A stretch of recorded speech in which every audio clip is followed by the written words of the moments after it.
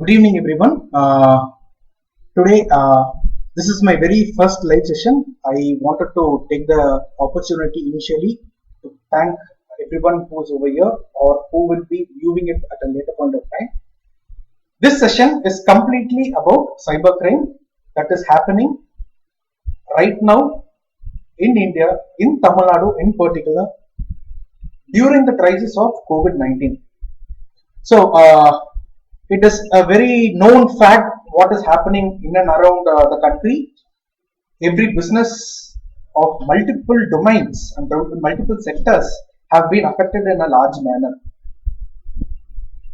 And to be very frank, the crime syndicate, which usually does all these criminal activities, are also affected by this COVID-19. So even they have resorted to work from home technique. So initially, multiple people would have watched documentaries on how cyber syndicates work, how they scam people and everything. They used to have a huge infrastructure wherein they select people who are from a very low poor background, who do not have much of knowledge. They give a proper script to them and make them read certain statements, let's say certain telephonic conversations, and bait unsuspecting people in such a way that they lose money and become victim to cyber frauds and everything. So even these cybercrime syndicates, they are now sitting at home with all the available infrastructure that has been developed already. They are trying to scam people in all possible manners without mercy, even during this COVID-19 crisis. So during this session, what is that you can expect out of this 30 minutes of session? You will get to know what is cybercrime, how you should approach a police, or should you approach a police? If you should approach, what type of police should you approach? How does online complaint mechanism work? What are the recent trends in cybercrime and cyber security arena as on date? We'll discuss about OTP scam, Netflix scam, how CCB hacks are happening with the help of dump files. What are dump files? We'll be seeing about Bitcoin investment scams that is predominantly happening right now. We'll also see about random emails that are coming from multiple people claiming that they have a pornographic video of you that they have recorded in secret. We'll also see about a dating scam. And finally, I will like to give you certain tips how to secure yourself or your friends and family. Before which, right now, I would like to recommend you to have few of your friends to come and watch this program in live. Please share it to them so that it builds some traction. So right now, what is cybercrime? The textbook definition is very simple. Any crime that happens with the help of a computer is a cybercrime. So it is very common right now. We don't need to explain it in a layman term to our end user right now. Usually, very many scams in the name of OTP scams, or let's say I will verify your Paytm. They will send some particular message and they will try to use any loophole that have been created by any particular system and try to use two factors. One is your knowledge, your level of knowledge. If you have less level of knowledge, they will try to tap into that. Second, if there is a factor of guilt, they will try to tap into that. And third, predominantly, is this is not actually to be caught as an hacking. This is basically social engineering. They try to create a way in such a way that you panic and make a payment to them. So, thanks to Digital India, now multiple payment vendors are right now on the play. We know Freecharge, we know PhonePe, we know Paytm, all these. All these are major players who have enabled Digital India to move forward. At the same time, I'm sorry to say this, they have also become an accomplice to all these crimes that are happening right now in the country. So you would ask, why would I accuse Paytm of one such criminal conspiracy? Well, let's say that a crime has happened with your knowledge. Let's say that you, Mr. Bharat, who has right now commented me, you have done a criminal activity, or you know someone that has done a criminal activity. What is your duty? Your duty is to ensure that take it to the proper fora and ensure that a criminal case is registered and a particular punishment is being given to that particular person or a group of people via the forum of law, by a proper court channel and everything. For Paytm, Freecharge and PhonePe, for all these payment networks, we have repeatedly made multiple requests for the past 1.5 years. They have always been an accomplice to the conspirators, but not supporting either the legal fraternity or the law enforcement officers in general. So, apart from bashing, let me just get into the topic. So, I told you what is cybercrime. So, let us say that, let us first categorize what are the crimes that would come into cybercrime and not into cybercrime. Sir, there has been an scam in such a way that I went to the bank. The bank, while withdrawing money, the money 10,000 rupees did not come out of the bank, sir, but it was debited from my account. Is it a cybercrime? The answer is no. No, it is not a cybercrime. It is a technical glitch. If the amount has been debited and the amount has not been dispensed from the machine, it is a technical glitch with the mainframe. You have to give an ample opportunity to the bank, report the matter in writing or via telephonic conversation, and get a particular reference number for the conversation, and further follow up and make sure that you get a refund within 3 to 7 working days. Next, sir, I went to a particular temple. It was very congested. I lost a cell phone. Now, will this come under cybercrime? Yes, theft of digital component will also come under cybercrime. So yes, you are eligible to approach a cybercrime police station. Now, the jurisdiction of a cybercrime police station will differ from state to state. For example, in Tamil Nadu, we have a cyber cell in each and every district.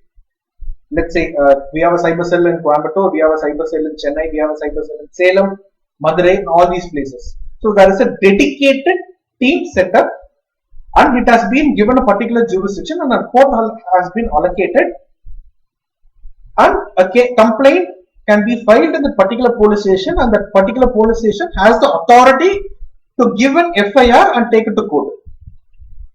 So let's say that now you're not in a city, you're in a district but not in a city, you're in a village. Let's say a village like Udmalpet, so which is my hometown. In Udmalpet, the Udmalpet falls under Tirupur jurisdiction, but Udmalpet does not have a cyber cell. So what happens now?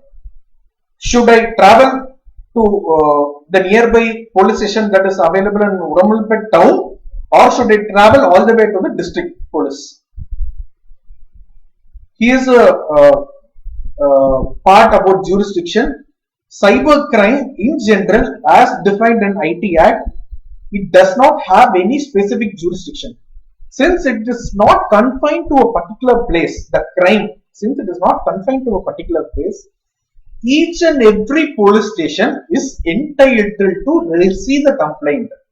It is not about prosecution, I am talking about receiving the complaint. One of the major trouble what people have in general is, people contact me via Quora, Facebook and Twitter and say, sir, I want to register a complaint. I went to the police station, they told me that you do not have jurisdiction, you cannot register a complaint over here. What can I do now, sir? Should I travel all the way 300 kilometers to my hometown just because I don't have a perfect address in my Aadhaar card? The answer is no. You should force the police to make sure that they register your complaint. It is up to the police station to find out whether they have jurisdiction. If they have jurisdiction, they can go ahead and proceed with filing of FIR and begin the investigation. If they do not have a jurisdiction, then what has to be done? Then they have to register the complaint, forward it to the exact jurisdiction wherein the matter falls, and then make sure that it gets to the particular jurisdiction, and from there the investigation matter begins. So, in general, as we were discussing, should I approach the police first of all? 101% you should approach police. The reason being, when a crime is being committed against you, it is the duty of the state to represent you, and the state will represent you in the matter of crime. So that is the reason when it is a civil case, let us say it will be Satyanarayanan versus Shantanu. But whereas if I am getting a criminal complaint against Shantanu, it will become State of Tamil Nadu versus Shantanu, because I will be the de facto complainant, the actual complaint, but the state will represent on my behalf. So you have that liberty when it comes to a criminal case. So your job stops with giving a proper complaint and aiding the police in proper investigation. So you should always give a proper complaint when a crime happens against you. Once a crime happens, you should always prefer to make sure that you reduce the complaint in a writing format. The writing format is very simple. There is no defined format when it comes to giving a complaint. It is always a from your name, your address, your phone number and email address, to always address the letter to the Commissioner of Police. If you are in a city, if you are in a town or a village, you can refer it to DSP of that particular district. Okay, Deputy Superintendent of Police of that particular district. Put a respected sir, put a subject line, type in the matter, and always ensure that you provide as much as detail as possible. Put it in a proper detailed manner and proper deduced manner, and after that, if required, you can make use of few of your friends who are good in writing to just give a proper go through to the draft for a proofreading. Once that is done, make sure that you always sign it with your ink. Don't think that I have generated via computer, so I cannot sign, I can just print it out or send it via email. Take a proper printout, put a signature, and if possible, take a printout in duplicate. Go to the local police station, represent your matter, and tell them that please register my complaint and please give me something for acknowledgement. So what is the form of acknowledgement that you should receive? The first option is CSR, that is a community service record. So each police station or a thane will have something called as a CSR, that is a community service record. It might, the terminology might change from state to state in the country, but there will be a community record wherein they will enter the complainant name, your mobile number, and a crux of the complaint that you have actually given, and generate a particular number. Let's say that it will be something called a CSR number, let's say number 60 of 2020, and it will be dated today, that is 22nd April 2020. So with this particular CSR, you have an acknowledgement that this particular complaint of yours has been taken into record. Please be aware, CSR is not an FIR, but it is as good as an FIR. I would not right away blame the police, but one trick aspect that is happening right now across the country is, when you go to a police station and try to register a complaint, they will not give you either a CSR or a FIR. Instead, they will just sign it and say, sir, I will, don't worry, I will take care of the complaint. You go, I will do it. Then they will do something called as a docket entry. They will put a docket number for that particular case, and yes, they will do some minimal level of investigation for the particular matter. But what really happens is, let's say once a month or twice a month, the commissioner of police of the particular district calls for a meeting and say, okay, fine, bring me the statistics. What is the crime rate in the city? I need to know what is the crime rate in the district. Bring me the statistics. They will only take the records that are being properly given either an FIR or a CSR. So let's say Coimbatore city receives around 100 complaints. Believe me, Coimbatore city believes at the minimum they get a minimum of 80 to 100 complaints per day of various categories. They might number only one or two cases as FIR and take it into the official record. So when a particular let's say crime statistics is taken across the state, what usually happens is crime rate in the city or the state in total or in India is low. So when you go to the national portal for statistics created by the Department of Justice, you will see that the crime rate is very low in each and every state. So this is a trick which people follow. Police officers, I mean, that's what because of some other reason, I'm not sure why. So we advocates or people who are literally smart, what they do is they make sure that they demand an FIR or get the CSR copy at least and then walk out. So to make sure that the police takes your matter seriously, you need to ensure that your complaint is being registered either as a CSR or as an FIR. So this is the complaint mechanism that has to be done. Sir, I went to the police station, sir. I couldn't find the inspector, I couldn't find the sub-inspector, there was no one, sir. Or they did not acknowledge my complaint, sir. What do I do now? The next best thing you can do is, you can send it as a post. Whatever complaint you have prepared in your hand, go to the nearest police station, get an acknowledgement card from that particular post office and address it to the same commissioner of police or to the DGP. Sorry, DSP. And you can send the complaint. Next, what happens is, once the letter goes to the police a day or two later, they will take it either as a docket entry or as a CSR and they will try to contact you and ensure that you are addressed. Okay. So this is the complaint mechanism. Next, let us see about one of the few questions that have been asked by usual people who come to me for seeking help. Sir, I googled, sir. I was able to find that there is an option for making online complaint. So they will go for something called a cybercrime.gov.in or they will try to go for cybercomplaints.co.in or some random website. Only the websites that are ending with the domain name .gov.in is the official website. Please do not share any of your personal information or complaints in general to any public forum. So when I say this, it is very clear there are certain websites operating across. I'm not talking about legal websites or law finding, let's say just a kind of websites. I'm talking about certain websites in the name of cybercomplaints.com or onlinecomplaints.com, consumercomplaints.com. These are all certain very famous websites which people actually share data. What do they do? They just take all the available information in the complaint, all with the card detail and everything, and they post it to the public forum.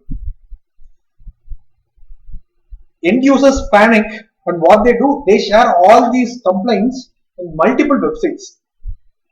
Usually what happens is, this problem would not have been resolved.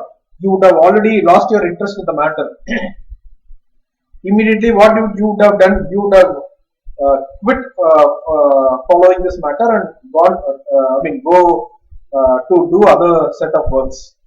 2 months later, some other hacker or a social engineer, he will come across your particular post made in online complaints forum or this cyber website, all these public forums that are available. He will take nick and rookies, all these small details that you have put in as breadcrumbs. He will properly design a particular dialogue for you and he will call and tell that I am calling from cybercrime police station. I need your new card number, new CVV, and again he will try to scam you. Okay? தமிழ்ல சொல்லணும்னா மொட்டை போட்டவனுக்கு திருப்பி மொட்டை போடுறது.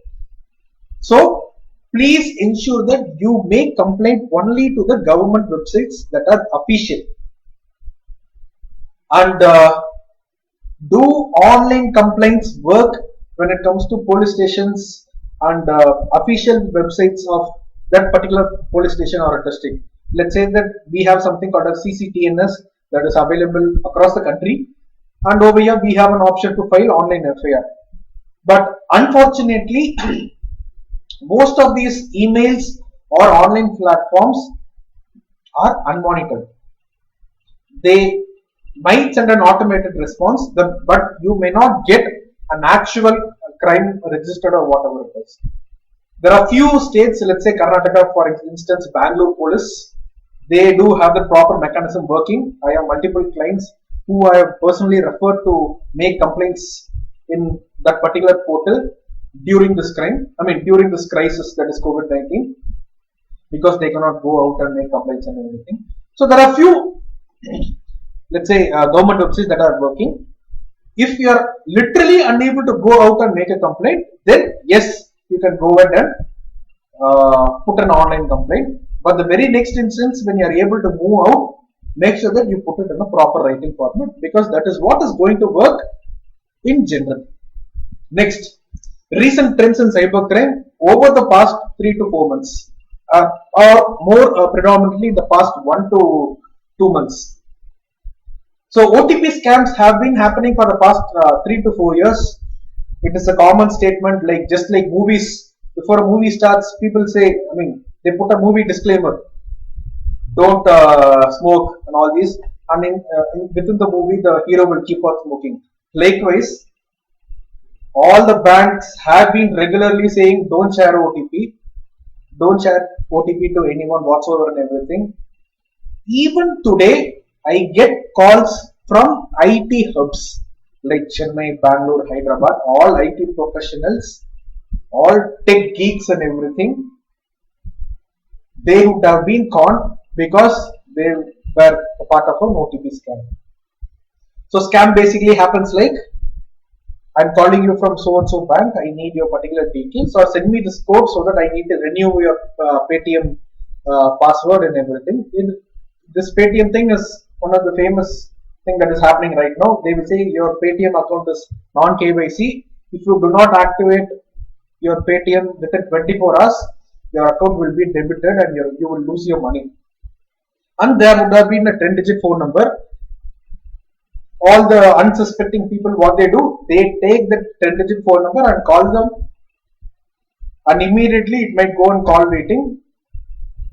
So even if you have called during this particular time and the other person has taken and spoken, maybe you would have suspected that they are not calling from a bank or Paytm in general. But what will happen is, once the call drops, they will call from a different number with a true caller name Paytm. So now you assume that you have an authenticity of Truecaller because it shows Paytm over there, and you will attend the call and say all the details. What they will do, they will take all your details, including CVV. Then they will say, if you don't give OTP, your account will get deactivated. So unsuspecting people, what they do, they share the OTP. Now, here is what the smart move the criminal conspirators do. They will not stop there. They will immediately say, sir, this particular card is not usable for verification. It is not working. Please give me some other card. Now you would have had just one card. But what those people would say is, sir, it is fine. If you don't have your card, please get your friend's card. You can verify it. I just need verification. Or else your account will get deactivated immediately, sir. So, once you have already gone into the trap, now what you will do, you will call your friend and say, hey, Macha, please give me a card. I need to verify my account. He will also have a huge trust on you. He will take your card. You will take his card, also give the CV and everything. Also get the OTP from him and pass it around to this particular conspirator. And immediately they will block your number from WhatsApp, Truecaller, and all available avenues that are there. So this is an OTP scam. This is happening very predominantly. Sad to say that many knowledgeable persons are the ones who get trapped because either they would have been called at the neck of the moment. There have been multiple instances where even high-ranking police officers have been conned because of with this OTP scams and everything. So next is dumps. So what dumps are right now one of the very famous criminal activities that are happening. So dumps are nothing but whenever very famous websites gets hacked,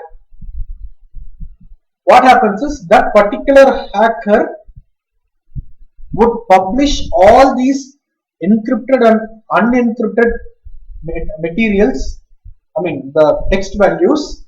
He will put it in a text format and sell it in darknet. So just like a newly launched movie, you will not be able to see it in Tamil Progress or some torrent websites to download for free.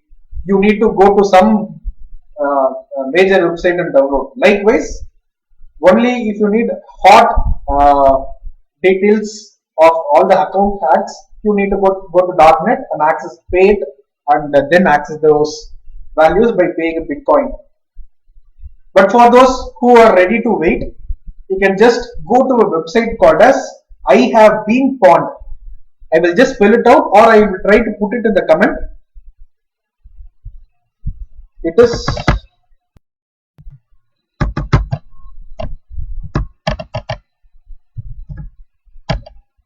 Have I Been Pawned? HAVEIBENPWNED.com. So this is the website.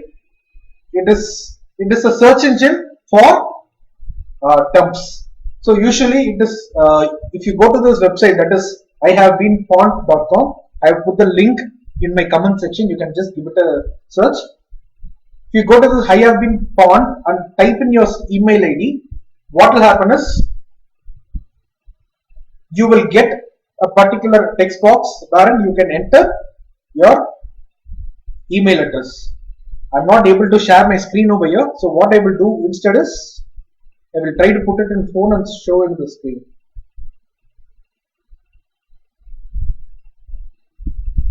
So this is the website. Have I been pawned? In this particular website, if you just type in your email address,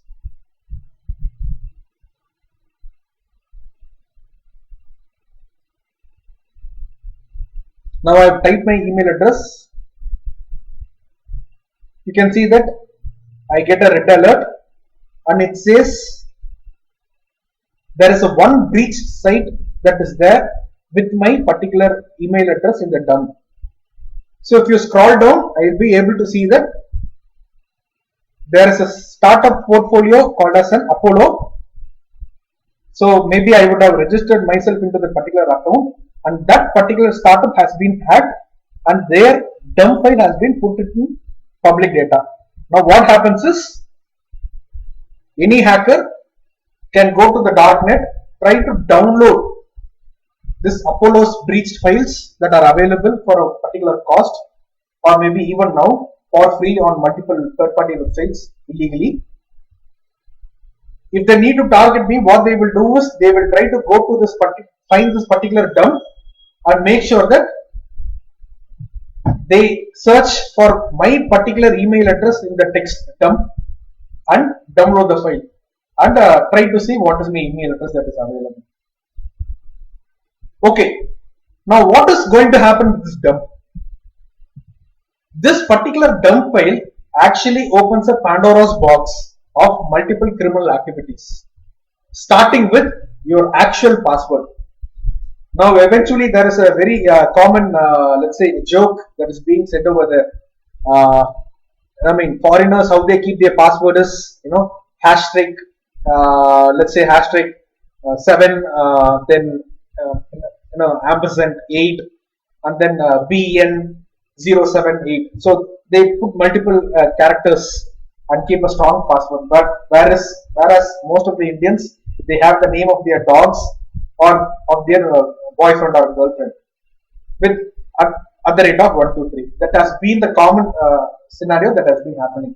So what they will do is, since this password is very easy to find in these multiple terms, And most of the Indian jagats, what they do is they do not have different passwords for different websites. They have a single password because they have a single girlfriend.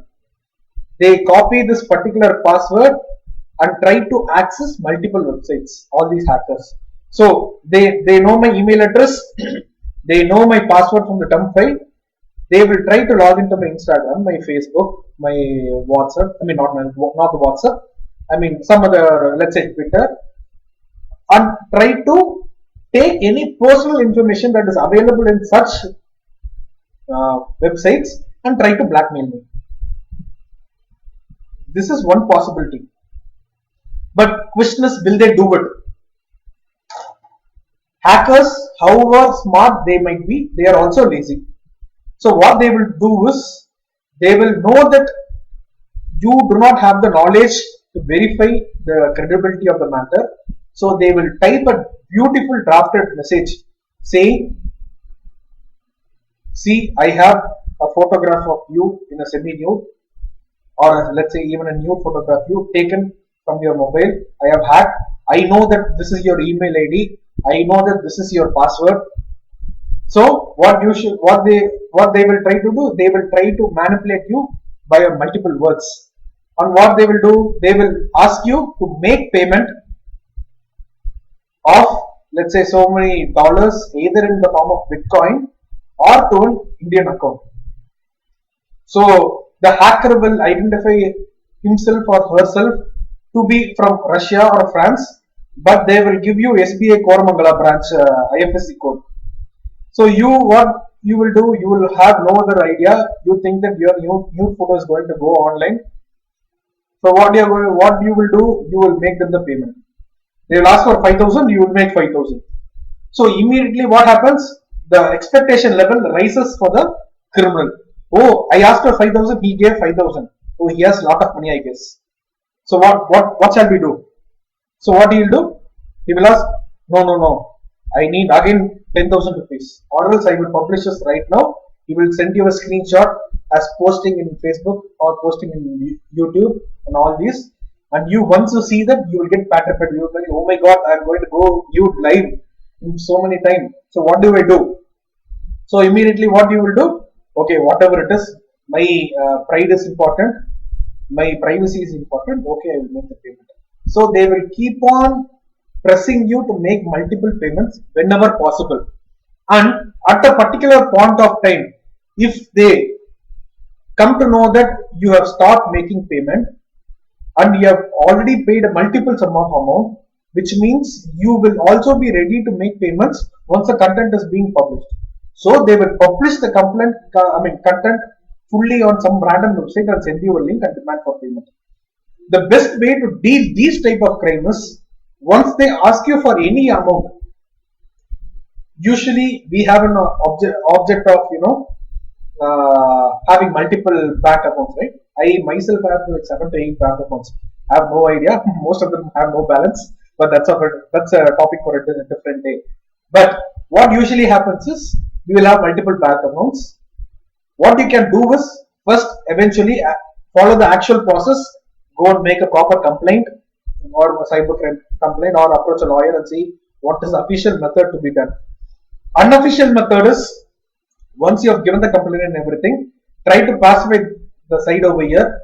If at all, 99.9% they will not have any pornographic content of yours, because Android or iPhone these days are very secure. They do not allow the access of camera or microphone without any pop-up notification or without any notification of the camera running. So the chances of them having is 99.9% no. But why to take chance? If at all they claim that they have it, just plead for mercy, saying that you do not have any money. I recently worked this with one of my clients. I told him, what bank account do you have?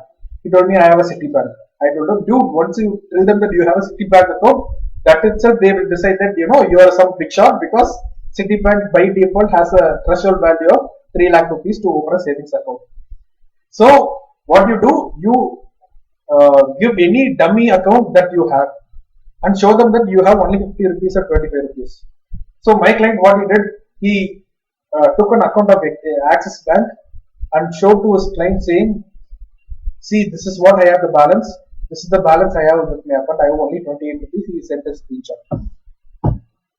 I told him very clearly, do not block the person or try to enter into any quarrel or don't try to antagonize. All you do is play poor. So once you play poor, what usually happens is they will try to keep nudging you to make sure that you make some payment. You say that you have only 28 rupees or 30 rupees in your account and also shows screenshot. See, for you, they are the only cheater. But for those people, there are thousands of praise waiting in the line. Sorry. So usually what happens is, once they know that you are a dummy or you're not worth their time, they will just stop conversing and they just move to the next person. I'm sorry to say, this is the way to safeguard yourself. I mean, holistically speaking, how to stop the crime on the whole and everything, it is for the government and police to decide. My duty is to make sure that my clients are safe. So this is the idea which I would give. Okay. So try to play poor and make sure that they lose interest in you. Okay. Now Shantanu, my friend over here, has asked me a question: how to delete a dump file?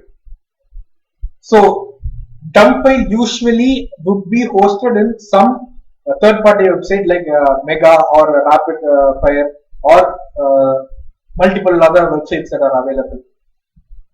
You might raise a request to them for deletion of personal information or the removal of that illegal content via yourself from your personal capacity, or you can approach a lawyer who can help you in this matter. Or if you think that no sir, I'm not able to do that also, you can go to the police, give the details of the website. They will try to get in touch with the website owner and remove that particular backup file. Do these websites actually comply? Yes, multiple file sharing websites actually have a complaints policy when it comes to dealing with personal matters, matters of pornography, matters dealing with law enforcement agencies and everything. So you can take that particular route. Okay. The next question, next topic for discussion is Bitcoin investment scam. So one of the scam that has been happening for the almost 1.5 to 3 months in a larger scale is Bitcoin. So there have been multiple speculation that the dollar value is crashing and this and that and everything. And there have been multiple people who are actually genuine traders who have been given the false information that they can step themselves into Bitcoin or cryptocurrencies in general. So I do want to make a comment over here. Yes, RBI has given a waiver for cryptocurrencies right now, but that has not been given with full effect. I mean, it has not been published in the Gazette as on date, and no proper guidelines has been given as in whether still cryptocurrency is legal in India and to what amount. So do not enter yourself into any Bitcoin investments in any scale unless and until the government gives a proper clear stand. There have been multiple third-party companies in India who are dealing with Bitcoin, who have already started taking investments and everything. I am not saying that is illegal. Things might backfire at any moment, so it is better to wait for some proper or genuine communication from the government side.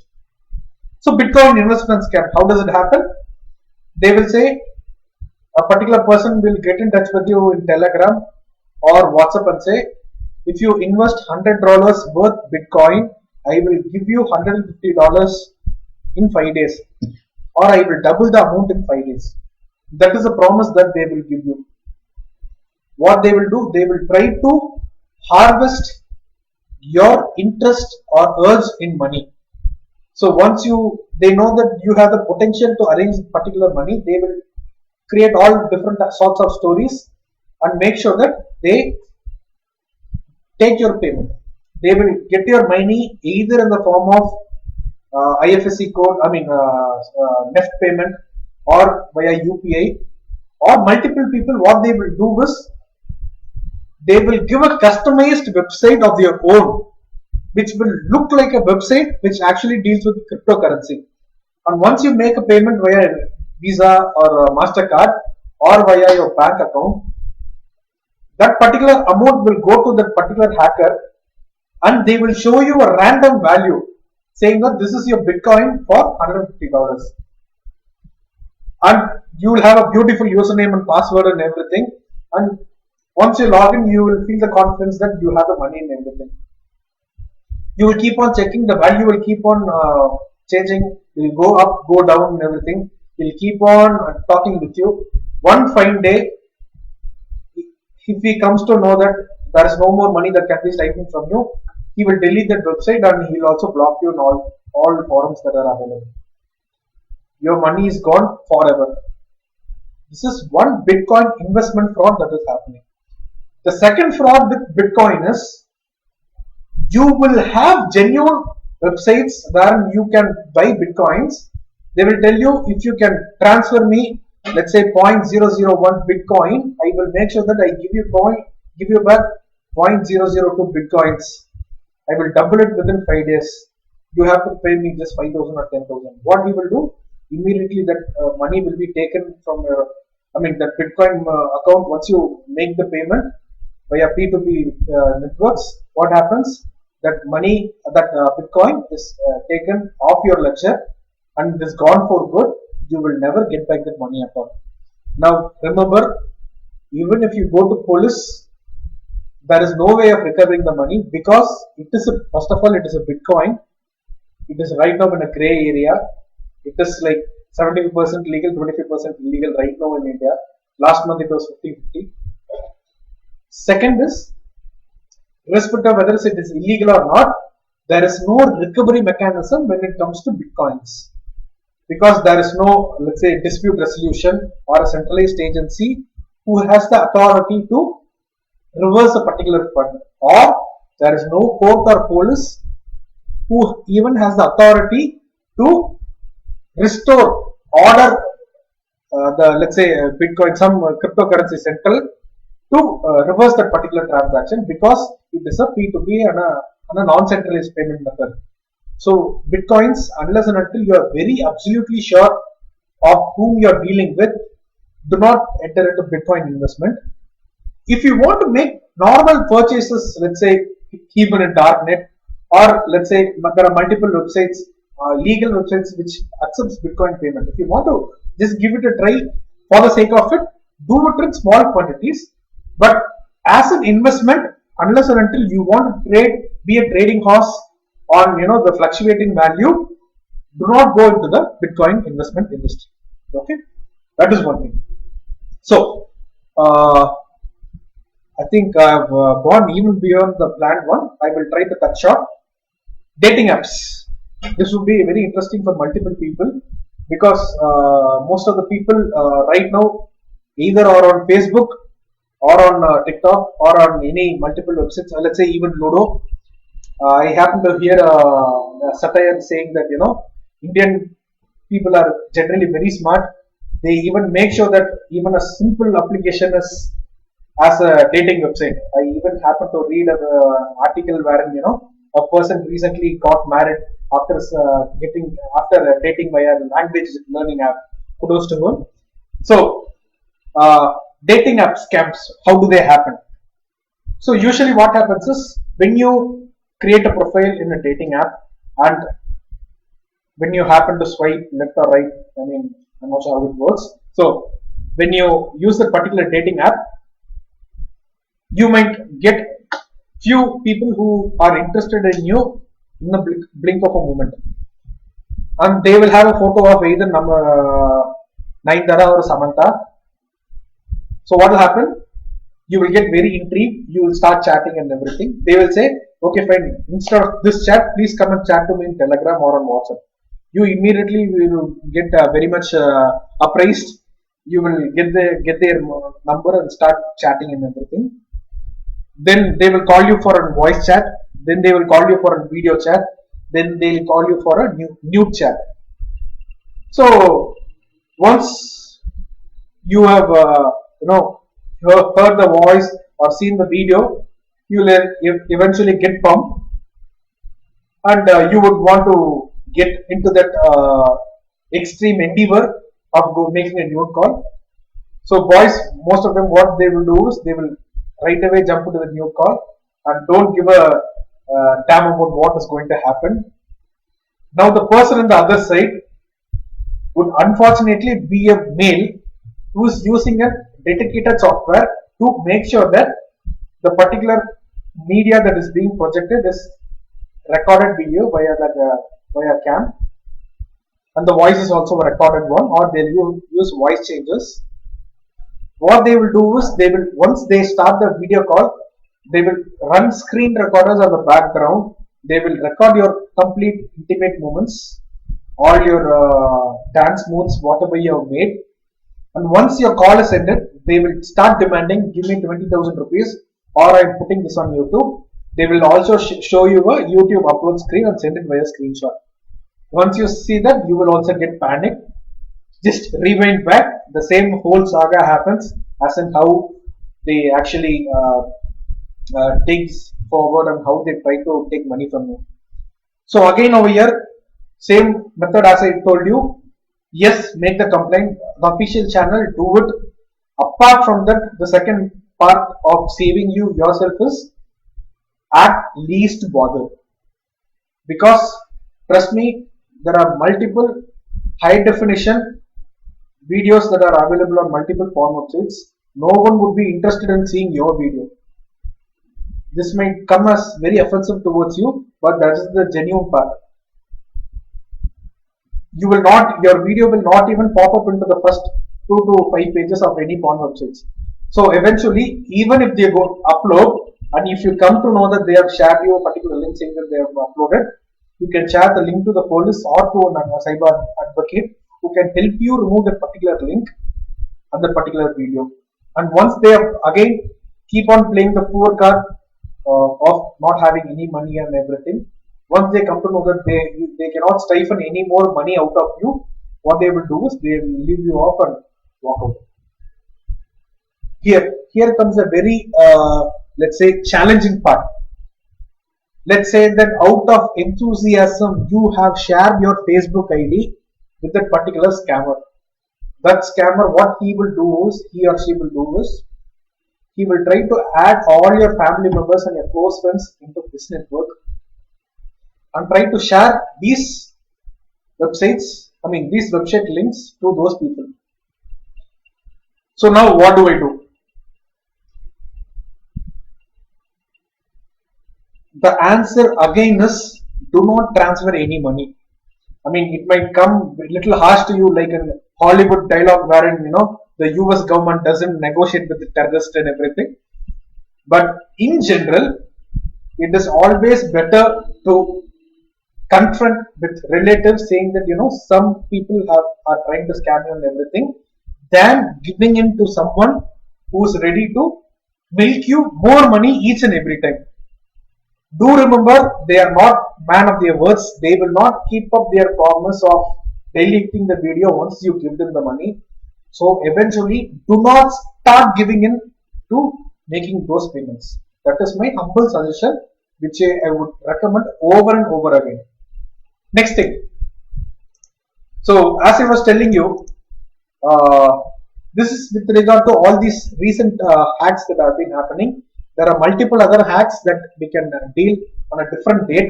But right now, I would like to end with two important matters. One being, who are all the key players who are contributing to the growth of these criminal activities, frauds that are happening. Number one, I would say it is the wallet services and Paytm, payment services like Paytm, Freecharge, and everything, all these wallet services, and banking industry in general, because most of the criminals target banks that have least amount of non-KYC complaints. So eventually, if you go to, let's say, an HDFC bank or an Axis bank or a private bank, They are very rigid. They ensure that their bank doesn't come under any fire. So what they will do, they will make sure that your particular account, whenever is created, is being made as KYC complaints. They will get your Aadhaar card, ration card, any card that is available with you, and make sure that all the details are entered into their account. But unfortunately, most of the nationalized bank in North India or in let's say lightly western regions, what happens is they do not have the rigidity to follow the KYC complaints as given by RBI. So what happens is any Tom, Dick and Harry will create an account in that particular bank even without a photo or an Aadhaar card or any government ID, and he will use those IDs or IDs of multiple compromised accounts and try to use those accounts to run all these criminal activities. The hackers usually target nationalized banks to open these accounts. So what happens? Let's say that I have found, one of the cases that I am currently working is the current account has been, the beneficiary account which has received a payment of 50,000 rupees from a particular cyber victim has been deposited in a bank account of State Bank of India in Bihar region. Now, when I try to get in touch with the Bihar bank, the bank manager says that he will not do anything. First of all, he is not ready to talk. Point number one. Second, he is not ready to either give me proper details as a lawyer or let's say officer of a court. He is not ready to provide information even to the law enforcement officers of the police department, either of a different state or the original state. So what happens is, once you spend your time in dealing with these nooks and crannies of getting in touch with the bank or establishing a contact via law enforcement agency and everything, time would have elapsed and he would have already withdrawn the money in multiple small fragments and gone with the money. So at the end of the day, when you actually open it, it will no more be a bank account, it will just be a dormant bank account with no money in it. So the biggest players or people who are helping these criminals are banks that are not following KYC complaints or not taking immediate actions upon an account which has received an illegal money, and even after getting a request from the police side. Second set of people who actually are helping the criminals grow are, unfortunately, the law enforcement office in general, the police department, because first there's a much level of lethargy goes into making sure that they don't really care about how the complaint is being processed or what kind of remedy is being given to the particular victim. Most of the officers who are working as cybercrime officers in police are people who have been transferred from random stations or traffic. They will not have the dedicated knowledge to run these type of high-end operations when it comes to cybercrime police. So if there are any police officers watching this video right now, I would humbly request you to ensure that your faculties or your officers in cybercrime police stations are well equipped with recent technology, the recent happenings in the state or recent happening in the country, or how to register the case and go about it. I myself have been personally vouching, making multiple trainings across the country via third-party companies and third-party, let's say, awareness groups, and training multiple police officers. I'm very happy to say that we have in a collaborative effort given multiple knowledge to multiple police officers, and we have learned a lot from multiple police officers of different state and taken those knowledge and shared to people of other state. And this is a collaborative effort which has given few incentives in days but eventually it is up to each and every state, those commissioners of those particular district, to ensure that their cybercrime office is working in an effective manner. And it is also the duty of the complainant and the counsel, the lawyers. If any lawyers are watching this video, it is also your duty to ensure that complaints are taken, complaints are registered. You may push them to file an FIR, or else immediately go and file a 200 CRPC private complaint, or ask for a direction from the magistrate for filing of an FIR, or do anything in your bounds to make sure that the ends of justice are being met. Only if we people, officers of court, or let's say individual citizens, pressurize police to register cases, it would go into the actual register. They would actually register cases. They would go into the crime statistics, and on receiving an alarming number of cybercrime cases, what would usually happen is they would try to allocate some kind of fund or some programs to ensure that proper trainings are being given. So that is with my session. Right now, I've just scrolled through the comment section and see if there are any questions that I could answer right now.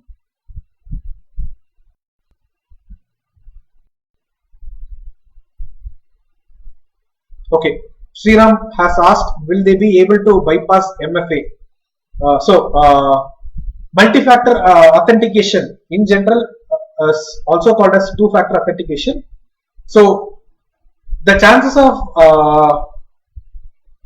breaking a multi-factor authentication is way too less, because most of the multi-factor authentication are created with the encrypted coder.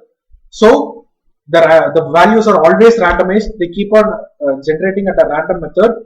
So there is no way that a hacker can actually break through a two-factor authentication. There might be certain loopholes wherein you would have lost your phone and your two-factor authentication is an OTP that is being received by your phone. So these type of slips might be a way to go around multi-factor authentication. So that is the reason I always advise multiple people, do not have two-factor authentication in your phone, but keep it in your desktop with the password protected, so that even if you lose your phone, you will be able to access it via other places. Now even Google Authenticator has a backup facility. Even Microsoft Authenticator has a backup facility. So you don't have to fear that your passwords will be lost and you will not be able to recover it. Now they are even Microsoft Authenticator now has a backup version of all these softwares. So always ensure that you use two-factor authentication, third-party softwares like LastPass, Google Authenticator, or Microsoft Authenticator. So Rajesh is asking, can CyberCell help if you forgot your online data storage app password? Okay. So Rajesh, your online data storage, if you lose your password, it is not a crime. Crime is when some kind of harm should have happened to you. Then only you are a victim. Then only you are eligible to approach the police and report the matter. So with regard to you, if your data storage app password is logged and everything, you need to get in touch with the DBA administrator of the particular website and ensure that he doesn't hard reset for your password account. Next. Okay, Shantanu has posted a 4-line question. Let me just see. We heard rumor about Zoom application. Is it safe to work? Hackers are getting personal information. Okay, Zoom. BT in general, that is Ministry of Information Technology, recently given a circular saying that Zoom is not safe to use and advised offices, government offices or offices in general not to use Zoom for official conversations. The only reason being the Zoom application architecture in itself, it is not authentication based, which means anyone who has a link of your Zoom meeting will be able to join it. So That is the reason that they have given it.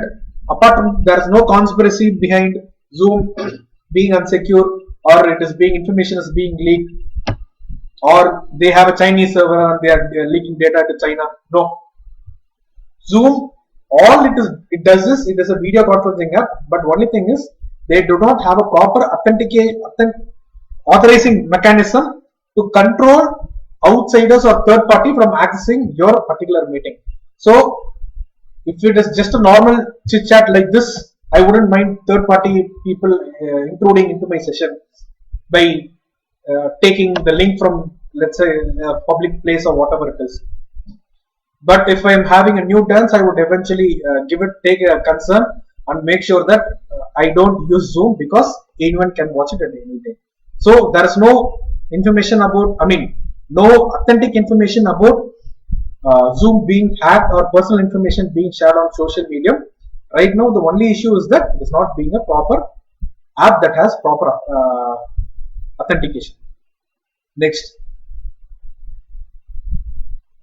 Okay, I heard Facebook is able to monitor our offline activities. Is it true? Okay, Facebook has right now come with a solution in such a way that your Facebook off activity can be turned off. Usually, when you are using Facebook in your app, you are let's say chatting or posting about, let's say, Nike shoes, the ads would start popping about Nike shoes and everything, which has been predominantly shared by multiple people who are regularly users of it and everything. These off Facebook activities, once switched off, Facebook will not track your phone conversations via chats or any third party applications or connected applications to provide related ad content to your feed. No, they are not listening to your conversation or sharing your feed to NSA or whatever it is. They are just trying to bring a better experience. It is always open to you to turn it off. I myself have personally turned off the Facebook access in the settings just for the sake of it, to try how it works. So it is up to you. You can give it a try. Okay. So I guess that is with the session of today. I actually planned for a 30-minute session. It has already gone for 1 hour. I would like to take the opportunity for each and everyone who is watching it live, and also people who are watching it off record. Thank you. I hope it was informative. Feel free to get in touch with me either via Facebook or via LinkedIn. And if you have any questions, I'll be able to answer it for you. Thank you.